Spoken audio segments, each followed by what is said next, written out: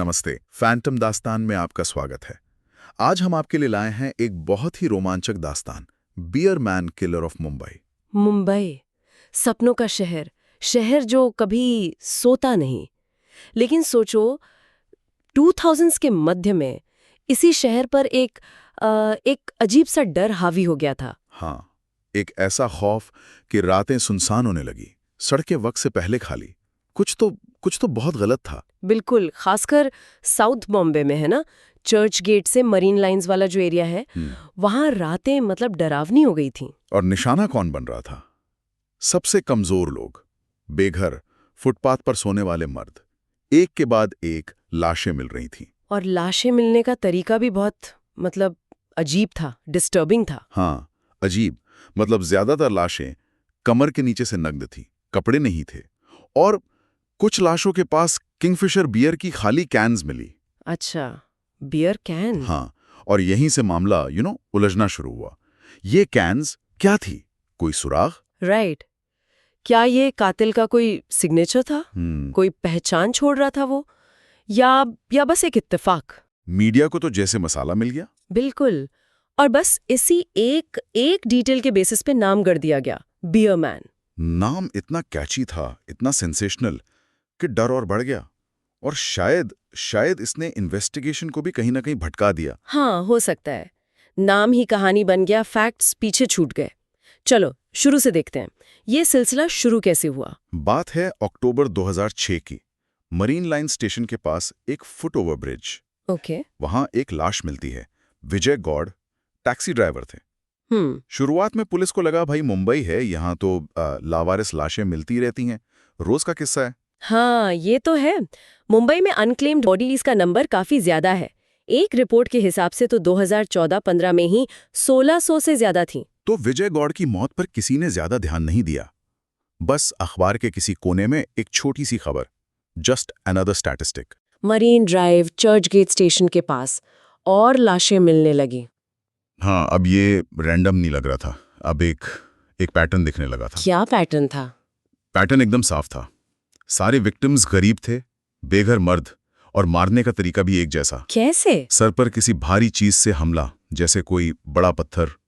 और वो परेशान करने वाली डिटेल, लाशें कमर के नीचे नग्न। ओफ, इससे तो सेक्सुअल असॉल्ट का शक भी हुआ होगा। बिल्कुल, शक गहराता जा रहा था। टाइमिंग देखो, नवंबर 2006 से जनवरी 2007 के बीच, मतलब सिर्फ 3 महीनों में कितनी हत्याएं हुई इस दौरान? करीब 7, या शायद उससे भी ज्यादा। अलग अलग रिपोर्ट्स में नंबर्स थोड़े अलग हैं, पर रफली 7 से 10 विक्टिम्स। और इलाका भी वही था, साउथ मुंबई। हाँ, मेनली चर्च गेट से मरीन लाइंस। हालांकि कुछ सोर्सेज माटुंगा और साइन का भी जिक्र करते हैं, पर ज्यादातर केस साउथ बॉम्बे के ही थे। अच्छा, अब वापस आते उस बियर कैन वाली बात पर। किंगफिशर बियर की कैन, बियर मैन नाम तो इसी से पड़ा था ना? हाँ, बिल्कुल। तो ये कितनी लाशों के पास मिली थी एक्चुअली? यही तो पेंच है। रिपोर्ट्स के मुताबिक ये खाली कैन सिर्फ 2 लाशों के पास मिली। जस्ट 2। क्या बात कर रहे हो? सिर्फ 2? और नाम पड़ गया बियर मैन? एग्जैक्टली। मीडिया ने इसे ऐसे उछाला जैसे हर लाश के पास कैन मिल रही हो, जैसे एक किलर का कोई स्टाइल हो, कोई सिग्नेचर। ये तो सोचने वाली बात है। और इसमें एक और एंगल भी तो हो सकता है ना? कौन सा? कि कई बेघर लोग वो फेंकी हुई बोतलें या कैन्स पानी वगैरह रखने के लिए इस्तेमाल करते हैं। तो हो सकता है वो कैन विक्टिम की ही हो, किलर ने छोड़ी ही ना हो। अरे हाँ, ये तो बहुत पॉसिबल है। That's a very plausible explanation. पर उस वक्त लॉजिक कौन देख रहा था? बस सेंसेशन चाहिए था। बियर मैन नाम चल पड़ा और शहर में दहशत फैल गई। लोग रात में उस इलाके में जाने से डरने लगे। फुटपाथ खाली हो गए। लोगों को 80s वाला स्टोन मैन याद आ गया। हाँ, जिसने कलकत्ता और फिर बॉम्बे में फुटपाथ पर सोने वालों को मारा था। वैसा ही खौफ, अफवाहें उड़ने लगी। क्या अफवाहें? कि ये कोई साइकोसेक्सुअल किलर है। कोई कह रहा था कि ये हत्याएं किसी रिचुअल, किसी रस्म का हिस्सा है, काला जादू टाइप। अरे बाप रे। कुछ लोगों ने तो पैटर्न भी नोटिस करने का दावा किया। कहने लगे कि किलर हर इलाके में 3 हत्याएं करता है और ज्यादातर थर्सडे रात को। अब ये सच था या बस डर, कहना मुश्किल है, पर इसने माहौल और खराब कर दिया। पुलिस पर प्रेशर सोचो कैसा होगा। जाहिर है, हत्याएं हो रही हैं, शहर डरावा है, मीडिया रोज नई हेडलाइन बना रहा है, और पुलिस के हाथ खाली। कोई सुराग नहीं, कोई गवाह नहीं, विक्टिम्स की पहचान करना भी मुश्किल, उनका कोई रिकॉर्ड नहीं, कोई फैमिली नहीं। और मीडिया, वो तो मजे ले रहा था। बिल्कुल, बियरमैन नाम तो दे ही दिया था। फिर अटकलें शुरू हुई। कोई कहता किलर गे है क्योंकि लाशें वैसी हालत में मिल रही थीं। हाँ, और कोई कहता अमीर होगा क्योंकि किंगफिशर बियर पीता है, जो उस जमाने में गरीबों के लिए महंगी मानी जाती थी। ये सब सिर्फ हवा-हवाई बातें थी, बिना किसी सबूत के। एक क्रिटिक ने लिखा भी था कि अगर अटकलें बॉम्बे स्टॉक एक्सचेंज में स्क्रिप होती तो लोग लाखों कमा लेते हैं। हाँ, सही बात है। कहानी फैक्ट्स पर हावी हो गई थी। फिर एक और अजीब सा क्लू मिला। एक विक्टिम की बॉडी के पास एक हाथ से लिखा हुआ नोट। नोट? क्या लिखा था उसमें? काफी पूटपटांग बातें थी, रैम्बलिंग थी, लेकिन एक लाइन थी, welcome to the clan. Welcome to the clan? इसका क्या मतलब? इसने पुलिस के उस शक को और पुख्ता कर दिया कि किलर शायद गे है और किसी ग्रुप या क्लैन की बात कर रहा है। अब ये क्लैन क्या था, कौन थे इसमें, और सवाल खड़े हो गए। इन्वेस्टिगेशन तो मतलब बिल्कुल अंधेरे में चल रही थी। हाँ, पर फिर जनवरी 2007 में पुलिस को लगा कि उन्हें एक ब्रेक मिला है। एक लीड मिली है। कैसे? जो आखिरी मर्डर हुआ था मरीन लाइंस के एक पब्लिक टॉयलेट के पास, वहां पुलिस के स्निफर डॉग्स को एक इस्त्री की हुई ग्रे शर्ट मिली। Ironed shirt? इस्त्री की हुई शर्ट फुटपाथ पर। ये तो अजीब है। किसकी थी वो? वहीं फुटपाथ पर रहने वाले कुछ लोगों ने बताया कि ये शर्ट रविंद्र कंट्रोले नाम के आदमी की है। रविंद्र कंट्रोले? हाँ, वही रविंद्र कंट्रोले जो पहले दशरथ राणे गैंग का मेंबर था, हिस्ट्री शीटर था। तो ये नाम अब सामने आया, रविंद्र कंट्रोले। इसका बैकग्राउंड कैसा था? काफी रफ था। बचपन मुश्किलों में बीता, कम उम्र में गैंग ज्वाइन कर लिया, हफ्ता वसूली, मारपीट, जेल आना जाना लगा रहता था। नशा, वेश्यावृत्ति, सब कुछ। लेकिन उसका दावा कुछ और था, है ना? हाँ, कंट्रोले का कहना था कि वो बदल चुका है। उसे अंजलि नाम की एक प्रोस्टिट्यूट से प्यार हो गया था। उसने कहा कि उसने 25,000 रुपए देके अंजलि को खरीदा, उससे शादी की। शादी कर ली? हाँ, और इस्लाम कबूल करके अपना नाम अब्दुल रहीम रख लिया। वो कह रहा था कि अब वो सीधी जिंदगी जी रहा है और पुलिस का मुखबिर भी बन गया है। Police informer? ओके, और फिर 22 जनवरी 2007 को पुलिस ने उसे गिरफ्तार कर लिया। दावा था कि स्निफर डॉग्स उसी ग्रे शर्ट की गंध सूंघते हुए कंट्रोले उर्फ रहीम तक पहुंचे थे। तो शहर ने तो चैन की सांस ली होगी। हाँ, बिल्कुल। रिपोर्ट्स हैं कि कुछ जगहों पर पटाखे भी फोड़े गए। फाइनली बियरमैन पकड़ा गया। मुंबई की नाइट लाइफ वापस पटरी पर आने लगी। पर कंट्रोले क्या कह रहा था?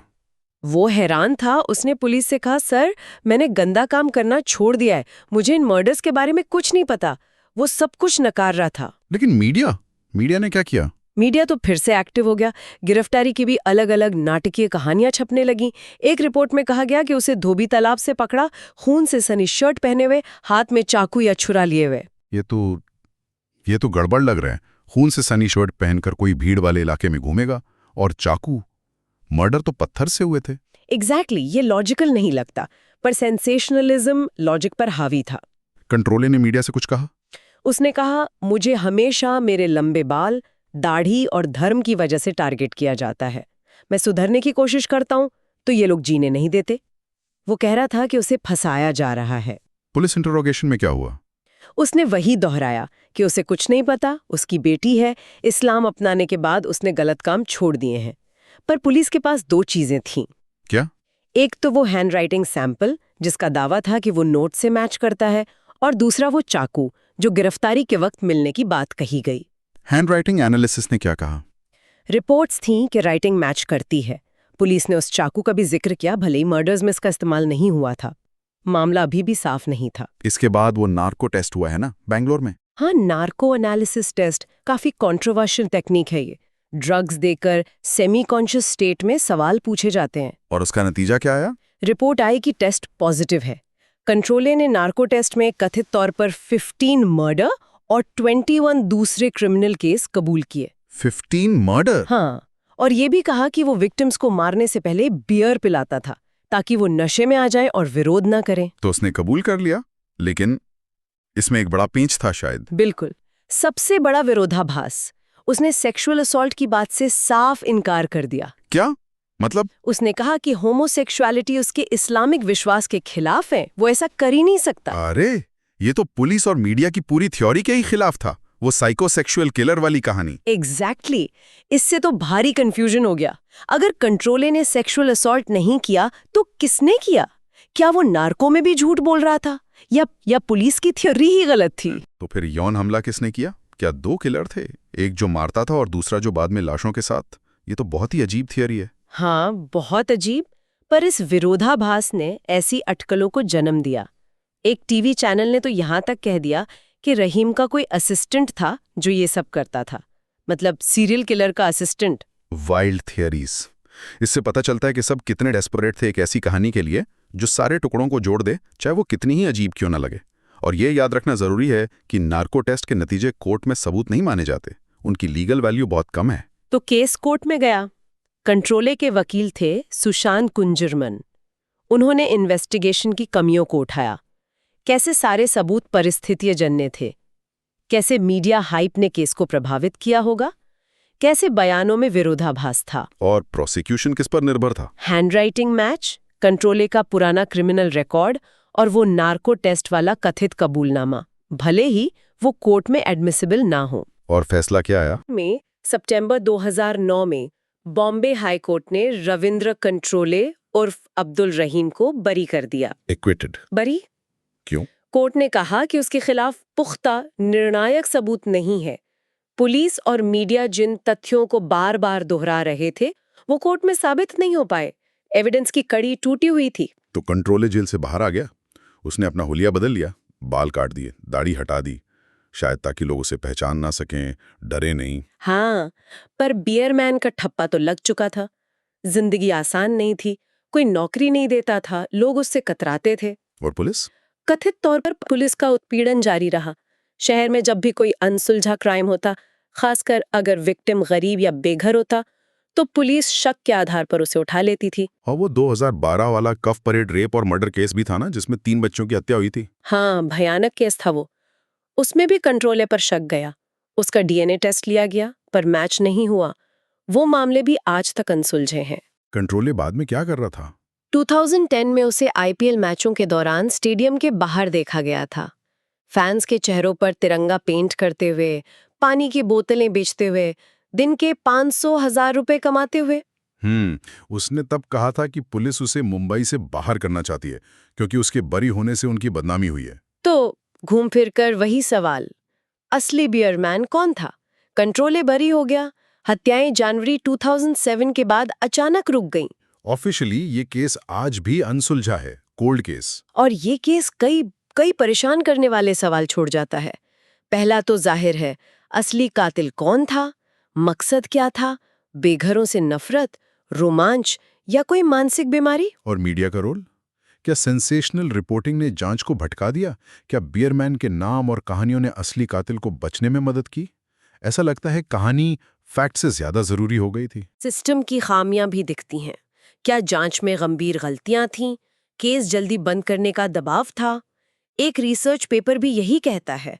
विक्टिम्स की सामाजिक स्थिति, गवाहों या फोरेंसिक सबूतों की कमी और मुंबई जैसे शहर की चुनौतियां सबने मिलकर जांच को मुश्किल बनाया। और ये बेघर लोगों की लाचारी को भी दिखाता है। मार्जिनलाइज्ड, अदृश्य लोग। क्या उनकी केस को उतनी गंभीरता से लिया गया? उनकी जिंदगी गुमनाम थी और शायद उनकी मौतें भी बस फाइलों में दबकर रह गईं। और हत्याएं रुकी क्यों? कातिल मर गया, किसी और जुर्म में पकड़ा गया या कहीं और चला गया, कोई नहीं जानता। सबसे डरावनी बात तो ये है कि मुंबई जैसे भीड़ भरे शहर में लाखों लोगों के बीच कोई कैसे इतने बेरहम कत्ल करके गायब हो सकता है, एक भूत की तरह। ये केस हाशिए पर पड़े लोगों के लिए न्याय के बारे में क्या कहता है? क्या उनकी जान की कोई कीमत नहीं?